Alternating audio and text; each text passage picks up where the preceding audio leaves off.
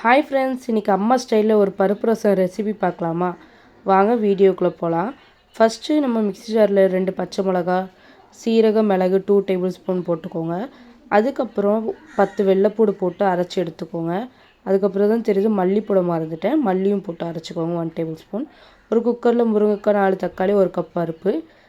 1 cup பருப்புக்கு 2 cup தண்ணி வச்சுக்கோங்க. 3 விசில் ஊற்றி அவிச்சு எடுத்துக்கோங்க. அதுக்கப்புறம் சக்கையை மட்டும் நம்ம தனியாக எடுத்துகிட்டு பருப்பு தண்ணி கணக்கில் நம்ம ரெடி பண்ணி வச்சுருக்கலாம். அதுக்கப்புறம் நம்ம அடுப்பில் கடுகு, வத்தல், எண்ணெய், கருவேப்பிலை இதெல்லாம் போட்டு ஒரு குட்டி தாளிப்பு. அதுக்கப்புறம் நம்ம ரெடி பண்ணி வச்சுருக்க பருப்பு தண்ணி ஊற்றிட்டு மஞ்சத்தூள், சாம்பார் தூள் இதெல்லாம் போட்டு நல்லா கொதிக்க விட்டுக்கோங்க. அதுக்கப்புறம் 1 டேபிள் ஸ்பூன் காயப்பொடி தேவையான அளவுக்கு போட்டுக்கோங்க.